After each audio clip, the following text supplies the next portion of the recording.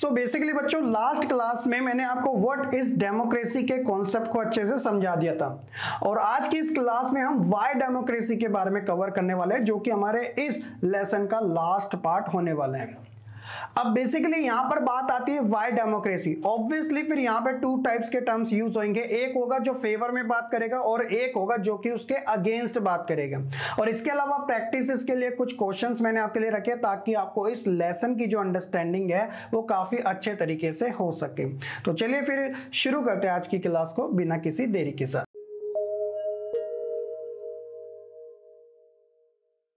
सो topic है हमारा why democracy, जिसमें हम बात करेंगे आर्गुमेंट्स अगेंस्ट डेमोक्रेसी। तो वो कौन कौन सी चीज है जो कि अगेंस्ट है डेमोक्रेसी के, एक एक करके समझने की कोशिश करते हैं। सबसे पहले leaders keep changing in a democracy, this leads to instability. ये बात बिल्कुल फैक्ट है कि डेमोक्रेसी के अंदर जो लीडर है वो चेंज होते रहते हैं क्योंकि उन्हें एक लिमिटेड टाइम पीरियड दिया जाता है, फॉर एग्जाम्पल 5 ईयर। अब इसके बाद चांसेस है कि वो दोबारा से जीत भी सकते हैं और चांसेस ये भी है कि वो हार भी सकते हैं। और अक्सर हमें ये देखने को मिलता है कि ज्यादातर विन एंड लॉस हमेशा चलते रहते हैं। सो दैट्स अ रीजन कि जो स्टेबिलिटी है वो हमें नहीं देखने को मिल पाती है। सेकेंड है democracy is all about political competition and power play, there is no scope for morality. अक्सर हम ये देखते हैं कि जब भी डेमोक्रेसी की बात आती है तो इलेक्शंस के अंदर जो भी कंटेस्टेंट खड़े होते हैं वो सिर्फ हार और जीत के ऊपर ही अपना मेन फोकस रखते हैं। यानी कि ये देखा जाता है कि जो मोरालिटी है ना, नैतिकता जिसे हम बोलते हैं, उसका यहाँ पे कोई भी रोल नहीं देखने को मिलता। So many people have to consulted in a democracy that it leads to delay। अब इतना सारा डिबेट एंड डिस्कशन होता है जिसकी वजह से अगर कोई न्यू लॉ पास भी हो रहा है तो उसे पास होने में भी काफी ज्यादा टाइम लग जाता है। तो इसी कारण डिले हमें देखने को मिलता है। ये भी आर्गुमेंट्स है डेमोक्रेसी के against. Elected leader do not know the basic interest of the people, it lead to bad decision।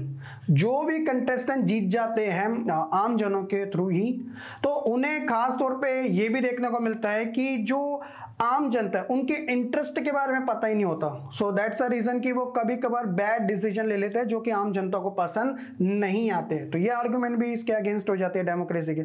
और लास्ट है democracy leads to corruption for it based on electoral competition.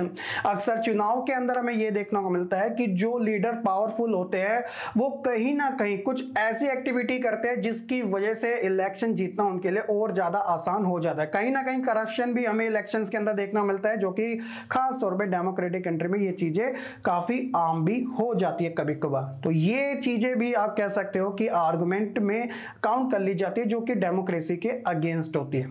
तो ये तो हमने सारी चीजें बात कर ली इनके बारे में। अब जरा फेवर में भी बात कर लेते हैं। तो टॉपिक है हमारा आर्गुमेंट्स फॉर डेमोक्रेसी। अब देखिए सबसे अच्छी चीज डेमोक्रेसी की ये लगती है कि यहां पे जो रूलर्स है वो खुद आम जनता के थ्रू इलेक्ट हो रहे हैं। तो ये काफी अच्छी चीज मानी जाती है। A democratic government is a better government because it is a more accountable form of government, क्योंकि ये गवर्नमेंट अकाउंटेबल होते हैं अपनी आम जनता के लिए। सेकेंड है democracy improve the quality of decision making. ऐसा नहीं है कि वो उन लोगों के फेवर में ज्यादा बात करेगी जो कि क्लास में रिच हैं और उनको इग्नोर करेगी जो कि क्लास में पुअर है। ऐसा नहीं है। डिसीजन मेकिंग काफी ज्यादा बेटर मानी जाती है क्योंकि हर तरीके से डिबेट होती है, डिस्कशन होता है और सभी चीजों को एक ड्राफ्ट तैयार किया जाता है, तब जाके कोई भी डिसीजन बेटर तरीके से लिया जाता है। Democracy provides a method to deal with differences and conflict. तो जितना भी डिफरेंसेस और कॉन्फ्लिक्ट हमें देखने को मिलता है डेमोक्रेसी इसके लिए डील्स भी करती है। यानी कि सभी लोगों के जो भी उनकी रिक्वायरमेंट होती है उनको ध्यान में रखते हुए कोई भी लॉ को बनाया जाता है। Democracy enhance the dignity of citizens. देखा जाता है कि अगर वो एक इंडिपेंडेंट स्टेट के नागरिक है जहां पे डेमोक्रेसी है तो उनकी डिग्निटी का भी काफी अच्छे तरीके से ख्याल रखा जाता है। 1947 से लेकर 2023 डिग्री तक आज हमारे कंट्री को आजाद हुए 76 ईयर से ज्यादा हो चुके हैं और यहाँ पे लोगों की डिग्निटी को बनाए रखा भी गया है। Democracy allow us to correct its own mistake, तो जो भी गलतियां होती है उसे स्वीकारा भी जाता है, क्योंकि कोई भी लीडर को इतना लंबा टाइम पीरियड नहीं दिया जाता कि वो परमानेंट मेंबर ही बन जाए और रूल करता रहे लोगों के ऊपर। तो इसलिए हमेशा जो गलतियां होती है उसे सुधारने का मौका दिया जाता है। तो ये सारी आर्ग्यूमेंट्स थी डेमोक्रेसी के फेवर में। होप्स हो कि आपको दोनों के बारे में अच्छे से समझ आ चुका होगा। अब एग्जामिनर आपसे इसके बारे में डिफरेंसेस पूछ लेता है, इसके अगेंस्ट में और इसके फेवर में, तो आप इनके पॉइंट्स को अच्छे तरीके से लर्न कर लेना ताकि आपको अच्छे से वैसे भी समझ ही आ जाए। तो ये तो हो गया बच्चों दोनों के बारे में। नेक्स्ट टॉपिक है हमारा ब्रॉडर मीनिंग ऑफ डेमोक्रेसी। एक बात आप याद रखिएगा कि डेमोक्रेसी हर एक प्रॉब्लम का सॉल्यूशन नहीं होती है। हालांकि ये पॉलिटिकल स्टेबिलिटी जरूर लाती है, लेकिन इकोनॉमिक डेवलपमेंट जो लोग हैं वो एक इंडिपेंडेंट होकर ही अचीव कर पाते हैं। Under representative democracy everyone does not rule, सिर्फ वही रूल कर सकते हैं। The elected representative take a decision on behalf of their people, क्योंकि पीपल्स के जो ओपिनियन होते हैं वो काफी डिफरेंट होते हैं एक दूसरे से, इसलिए कभी भी सॉल्यूशन नहीं निकल पाएगा। तो इनके सॉल्यूशन को ध्यान में रखते हुए जो लीडर्स होते हैं वो एक तरीके से इनके बिहाफ पर काम करते हैं। Modern democracy are characterized by huge population, और आज की ये जो मॉडर्न डेमोक्रेसी है आप देखते हो कि पॉपुलेशन कुछ ज्यादा ही बढ़ चुकी है, which make it impossible for them to make the right decision, जिसमें हर एक लोगों के लिए सही डिसीजन ले पाना इम्पॉसिबल सा हो गया। If they could make the right decision, अगर सही निर्णय ले भी लिया जाता है, citizen would not have a greater amount of time the skill to play a role in all the decision. तो लोगों के पास इतना टाइम नहीं है कि वो इन डिसीजन को इन्फ्लुएंस कर सके, इसमें अपना टाइम दे सके, अपना स्किल प्रोवाइड करवा सके। ये सारी चीजें आप में ये देखने को मिलती है। Understanding democracy can help people to identity the weakness of existing democracy and can differentiate between minimal and good democracy. तो ये सारी चीजें लोगों को इसी के अंदर प्रोवाइड कराई जाती है ताकि वो एक डिफरेंट कर सके डेमोक्रेटिक और नॉन डेमोक्रेटिक गवर्नमेंट के अंदर। तो ये तो हो गया बच्चों हमारा broader meaning of democracy.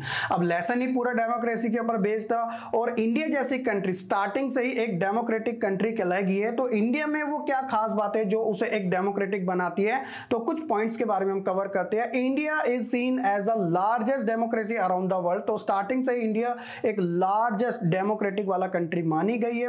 Since independence citizen have been given the right to vote and have equal right in voting without considering their caste, religion, gender और कलर। तो हर किसी को जो भी एक क्राइटेरिया फुलफिल करता है 18 प्लस का, पहले 21 थी देन 18 हो गया, तो सभी को डजंट मैटर कि उनका रिलीजन, उनकी कास्ट, उनका कलर क्या है, सबको इक्वल राइट्स दिया गया। यानी कि 1 पर्सन 1 वोट 1 वैल्यू इंडिया के अंदर खास तौर पे हमें देखने को मिलती है।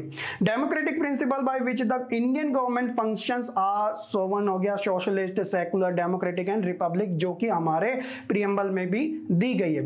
इलेक्शन जो होते हैं इंडिया के अंदर स्पेशली, चाहे वो एमपी वाले हो या फिर एमएलए के या फिर स्पेशली जो लोकल लेवल के होते हैं काउंसलर वाले, वो सारे के सारे कॉमन है, 5 ईयर तक का ही टाइम पीरियड दिया जाता है। अगर आपने अच्छा काम किया है तो डेफिनेटली जो आम जनता है वो आपको दोबारा से मौका भी देती है। Government official work under the election commission during election day, तो जो भी गवर्नमेंट के ऑफिशियल वर्क होता है वो इलेक्शन कमीशन जो काम कर रहे हैं ना इलेक्शन के डे पे, ताकि एक ट्रांसपेरेंसी बनी रहे। ऐसा नहीं है कि भैया जो सेंटर में पावर है वही बार बार जीत जाएगी और करप्शन करके अपनी पावर दिखा के, तो उसके लिए एक अलग सेपरेट इंडिपेंडेंट बॉडी बनाई गई है जिसका नाम इलेक्शन कमीशन दिया गया, ठीक है, जो कि निगरानी रखती है इलेक्शन के दौरान। तो ये तो हो गया डेमोक्रेसी इंडिया को लेकर। होप्स हो कि आपको अच्छे से समझ आ चुका होगा। यही था हमारा इस लेसन का ओवरऑल टॉपिक जिसमें हमने बात करी थी what is democracy and why democracy. थोड़ा सा और क्लियर कर लेते हैं कुछ प्रैक्टिस करके आपके टेक्स्ट बुक के क्वेश्चन जो कि आपकी एनसीईआरटी बुक के बैक साइड दिए जाते हैं। तो यहाँ पे मैंने 2 क्वेश्चन रखे जो डिफरेंट पार्ट में, जिससे आपको ये पता लग सकेगा कि कौन सी कंट्री के अंदर डेमोक्रेसी है और डेमोक्रेसी नहीं है। Here are some information about 4 country, यहाँ पर आपको दिए गए एग्जाम्पल के through. Based on this information how would you classify each of these country. बस बेसिकली आपको क्या करना है कि डेमोक्रेटिक है या नहीं है या फिर अनडेमोक्रेटिक है। अगर इन दोनों का नहीं पता तो नॉट श्योर, तो इन सभी के आगे आपको ये 3 टर्म्स को यूज करना है। एक एक करके हम बात कर लेते हैं सभी के बारे में।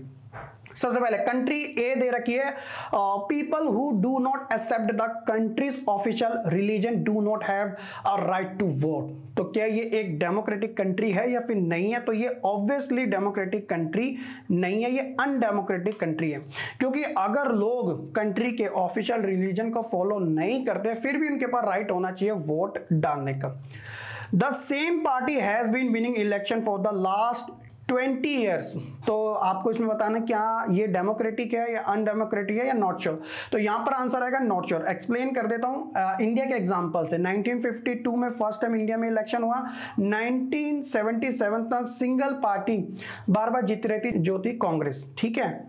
अब कांग्रेस जो जीत रही थी वो डेमोक्रेटिक तरीके से जीत रही थी, लेकिन हमने कुछ ऐसे एग्जांपल्स भी देखे अदर कंट्री के कि जो पॉलिटिकल पार्टी है वो अनडेमोक्रेटिक तरीके से इलेक्शन को जीत रही थी। तो हम कह नहीं सकते, हम एनालाइज जरूर कर सकते हैं। सो दैट इज व्हाई इसका जो आंसर होगा वो नॉट श्योर में काउंट किया जाएगा।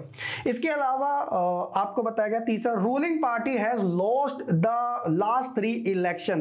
तो डेमोक्रेसी के अंदर क्या होता है कि जो पार्टी है वो जीतती भी है और हारती भी है। तो इसका मतलब ये नहीं कि हमेशा जीतते ही रहने चाहिए। तो ये डेमोक्रेटिक कंट्री के अंदर हमें देखने को मिलता है। There is no independent election commission, तो वो अनडेमोक्रेटिक होता है। फिर जो रूलिंग पार्टी होती है वही सारा कंट्रोल कर लेती है इलेक्शन के ऊपर और जैसे तैसे करके दोबारा से इलेक्शन जीत जाती है। तो इलेक्शन कमीशन एक इंडिपेंडेंट बॉडी होती है जो कि फ्री एंड फेयर इलेक्शन को कंडक्ट करवाने का काम करती है। तो ये तो हमने सारे के बारे में बोले। इसी तरह एक और क्वेश्चन है जो अदर और कंट्री के एग्जाम्पल से दिया गया है, उनके बारे में भी एनालाइज कर लेते हैं।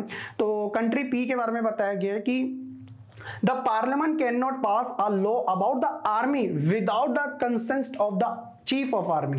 तो ये बिल्कुल अनडेमोक्रेटिक है, क्योंकि पार्लियामेंट के पास ये फुल राइट होता है कि वो लॉ को पास कर सकते हैं, क्योंकि पार्लियामेंट का काम ही यही है लॉ को बनाना, ठीक है, और उसे एग्जीक्यूट करना।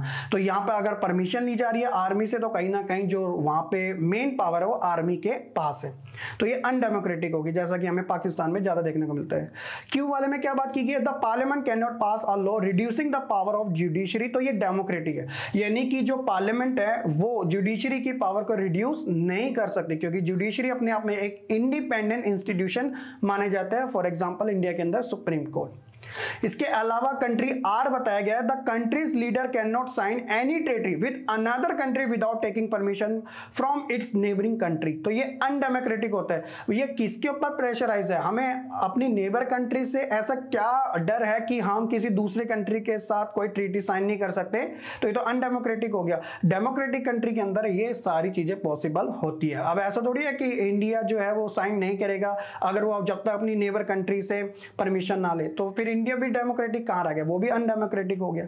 इसके अलावा लास्ट है, all the major economic decision about the country are taken by official of the central bank which the minister cannot change। तो ये भी अनडेमोक्रेटिक है। तो डिसीजन लेने का काम सेंट्रल गवर्नमेंट का ही होता है डेमोक्रेटिक कंट्री के अंदर, ना कि जो सेंट्रल बैंक के एम्प्लॉय है, और जिन्हें हटाया भी नहीं जा सकता। ये तो बिल्कुल गलत बात है। तो ये भी अनडेमोक्रेटिक कहलाई जाती है, ठीक है। तो ये थे बच्चों कुछ प्रैक्टिस के लिए आपके लिए क्वेश्चन हाउस के आप अच्छे से तरीके से समझ चुके होंगे, और इन्हीं के साथ हमारा जो लेसन है वो होता है कंप्लीट। होप्स हो कि आपको ये वीडियो पसंद आई होगी। लाइक कमेंट शेयर करना बिल्कुल ना भूलेगा। स्टिल कोई डाउट है कमेंट सेक्शन में जरूर बताइएगा। मिलेंगे फिर हम अपने नेक्स्ट चैप्टर के साथ। तब तक के लिए से बच्चे खुश रहे, पढ़ते रहे और ऐसे ही आगे बढ़ते रहे।